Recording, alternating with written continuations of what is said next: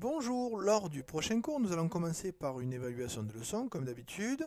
Avec quoi sont en relation les mouvements de l'atmosphère et de l'hydrosphère. Donc dans le cours, il y a écrit les mouvements de l'atmosphère et de l'hydrosphère sont en relation avec, c'est ce que je vous demande.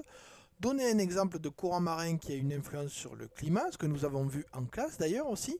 Et enfin, en question bonus, citez deux conséquences du réchauffement climatique sur l'homme. Conséquences qui ont été citées dans la vidéo, évidemment. Je parle de cette vidéo ici. Vous avez sur cette vidéo quelques conséquences qui sont évidemment notées et c'est cela que je vous demande pour voir si vous avez bien vu la vidéo et que vous avez retenu. Ensuite, une fois que ces interrogations seront faites, je pourrai vérifier les cahiers dans l'heure et nous nous intéresserons effectivement aux conséquences des modifications climatiques que nous avons vues. Nous avons vu à quoi était lié le climat, nous avons vu que ce climat pouvait changer et nous allons voir quelles conséquences cela peut avoir pour l'homme.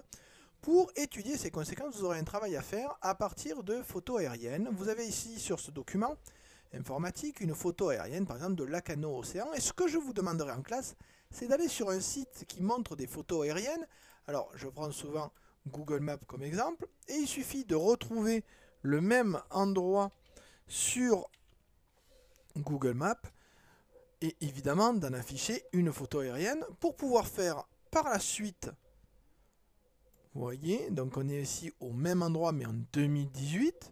Donc je vous demande ensuite d'en faire une capture d'écran. Alors évidemment la capture d'écran ne ressemblera pas à celle-ci, mais vous aurez quand même une capture d'écran là-dessus. Donc je fais ma capture d'écran. Voilà.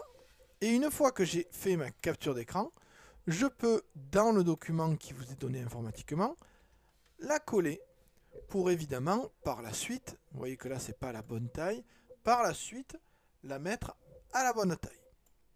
Donc par exemple, je peux me servir d'un élément qui me sert de référence, comme par exemple le rond-point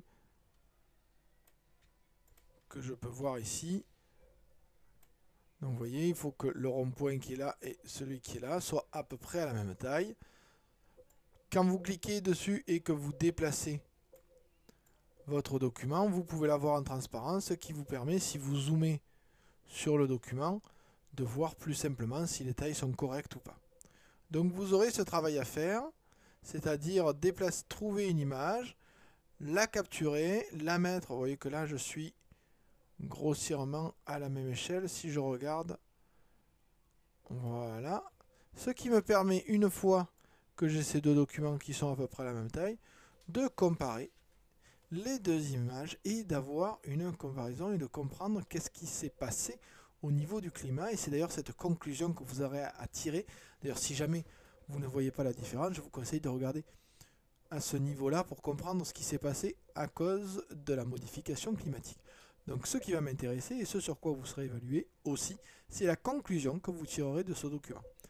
Dans l'idéal, vous faites une image et vous en tirez la conclusion. Si vous voulez avoir une évaluation au niveau d'un A, évidemment, il faudra faire non pas une image, mais au moins deux, pour pouvoir, avec deux endroits, y arriver de façon correcte. Grâce à ce travail, j'espère que vous pourrez enfin comprendre une conséquence directe et réelle et visible, tangible, du réchauffement climatique.